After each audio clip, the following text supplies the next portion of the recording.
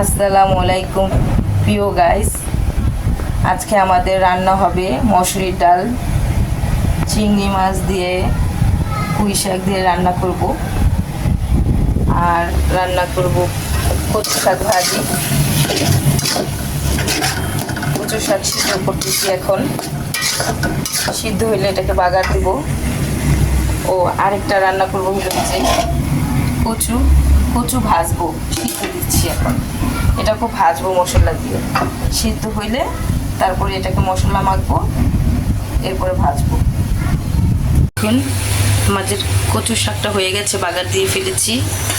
এখন এটাকে ভাজা ভাজা করব, এরপরে নামিয়ে ফেলবো।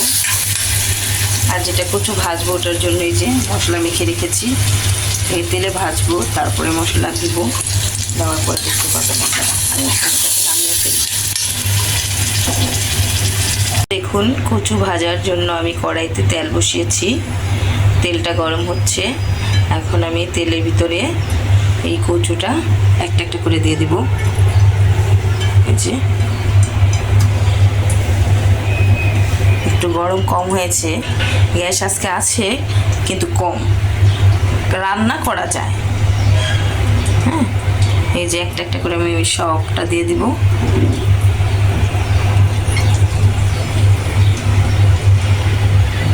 দেখুন, লাল করে ফেলবো কচুটা। হ্যাঁ, সুন্দর করে আগে আমি সিদ্ধ তো দিয়েই নিয়েছি, এখন শুধু লাল করব। এই যে কচু ভাজা হয়ে গেছে, আমি এখানে করে উঠিয়ে দিচ্ছি।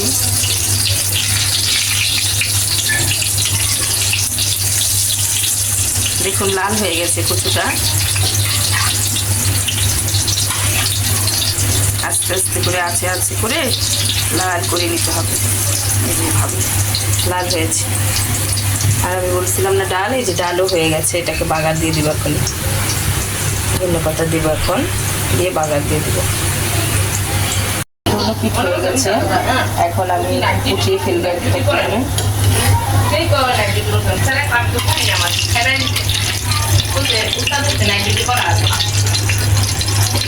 সকালে মাল তখন আমরাই উঠিয়ে নিলাম।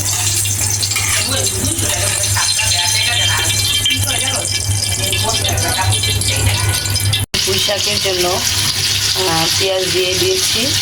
এখন তেলটাও গরম হয়েছে, তার ভিতরে আমি যে চিংড়ি মাছ বেছে রেখেছিলাম সেটা আমি ঢেলে দিচ্ছি।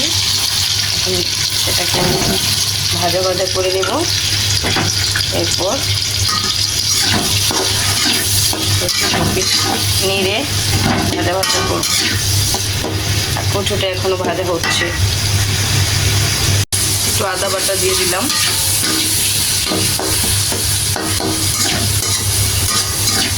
একটু ভাজা ভাজা হয়েছে, এখন আমি হলুদ গুঁড়ো দিব।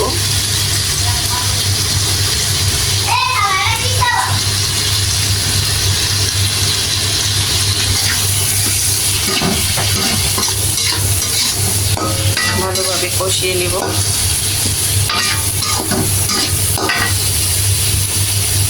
মাছটা কষানো হয়ে গেছে, এখন তার ভিতরে আমি পুঁই শাকগুলি ঢেলে দিব।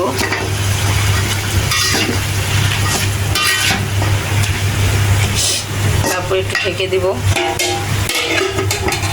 কচুগুলি ভাজা হয়ে গেছে, এখন আমি ভাজাগুলি, এই যে তেল গরম করেছি, এখানে একটু জিরা ভেজে নেব।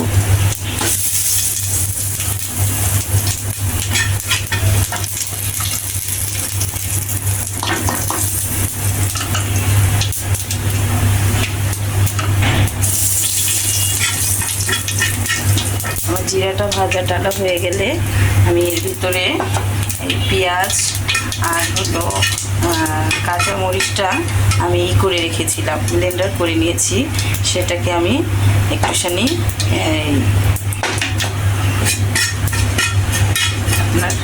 এই জিরাটা হয়ে গেলে কালো কালো হতে হবে। জিরাটা হয়ে গেলে আমি এটাকে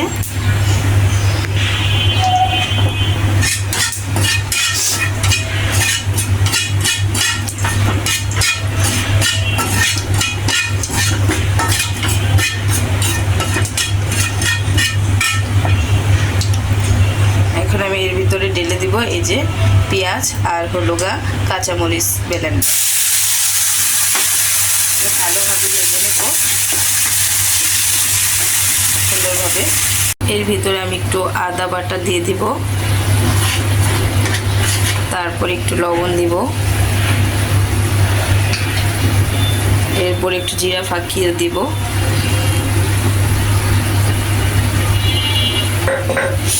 এরপর ভাজা ভাজা করে নেব। এটা ভাজা ভাজা হচ্ছে।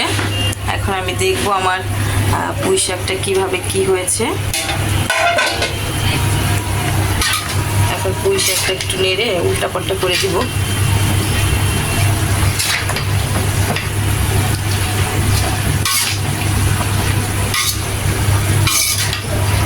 এটাও হচ্ছে, আবার ঢেকে দিব আমি এটাকে। এই যে পেঁয়াজ ভাজা হয়ে গেছে, আমি তার ভিতরে ধনেপাতা দিয়ে দিয়েছি। এখন এর ভিতরে আমি কচুগুলি ঢেলে দিব।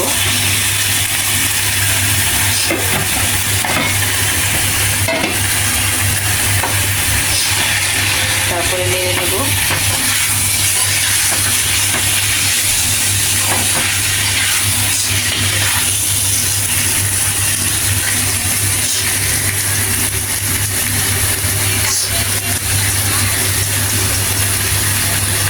এর ভিতরে আমি একটু পানি দিয়ে দেবো, একটু ঢেকে দেব। তো আমাদের কচুর ভাজা তরকারিটা হয়ে গেছে। কি সুন্দর দেখা যাচ্ছে, খেতেও মজা লাগবে অনেক। এটা এমনিতে অনেক মজা।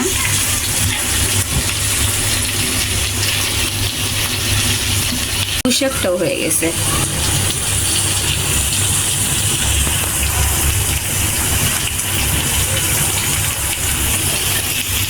দুটোতে একসাথে হয়ে গেছে।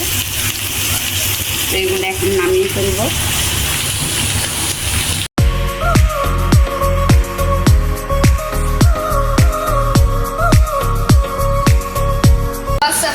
আজকে আমরা দ্বিতীয় ব্লগ শুরু করলাম। বেশি বেশি লাইক এন্ড কমেন্ট করবা। তো আমরা সবাই নিচে দাঁড়িয়ে আছি কারণ আমাদের খাওয়া দাওয়া সব শেষ।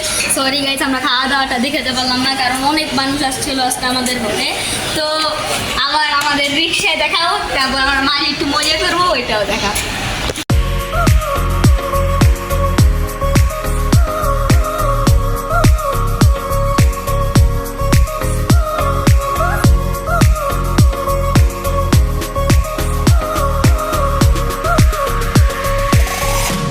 আমরা আসছিলাম নবাববাড়ি, এখানে টিকিট পেলাম না, বন্ধ হয়ে গেল। 4টা বাজে বন্ধ হয়ে যায় এখানে, তার জন্য ভিতরে ঢুকতে পারলাম না।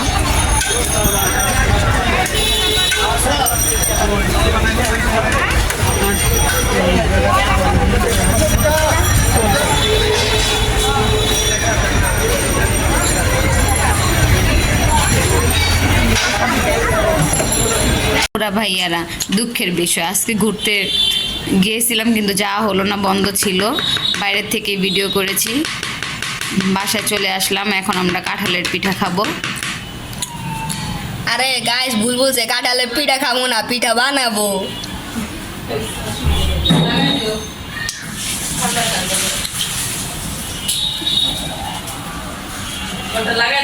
আমার দেবর আবার আমার ভুলও ধরে। কি দেবর পাইছি দেখছেন আপুরা ভাইয়ারা। যে কাঁঠালের পিঠায় আমরা হইলো কি কি উপকরণ দিতেছি সেটা আপনাদের সাথে শেয়ার করলাম। এখানে দিলাম ময়দা পরিমাণ মতো, আর দিব চালের গুঁড়ি, চিনি। তারপর কিভাবে রেডি করি সেটা আপনাদের সাথে শেয়ার করি। আমাদের যেগুলো ভাবি বললো আমাদের ওইগুলো মিক্সিং করে আমাদের এই রূপটা আসছে। পরে এটাকে আমরা সুন্দর করে ভাজা টাজা করে তারপর আপনাদের সাথে আবার দেখা হচ্ছে। বাই গাইস, এখন আমরা পরিমাণ মতো তেল দিয়ে দিচ্ছি, আর এক এক করে তেলটা গরম হইলে আমরা পিঠাটা ছাইড়া দেব।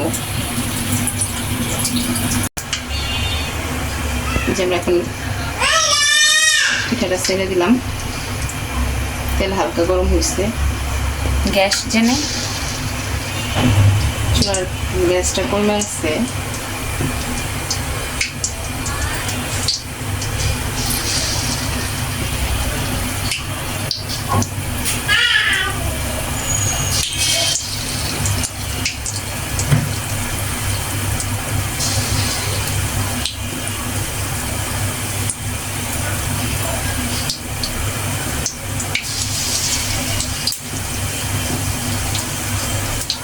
অবশ্যই পিঠাটা খাইতে অনেক টেস্ট, আমার বাচ্চারা অনেক পছন্দ করে খাইতে, এই জন্য আমি কাঁঠালের দিনে এই পিঠাটা বানাই।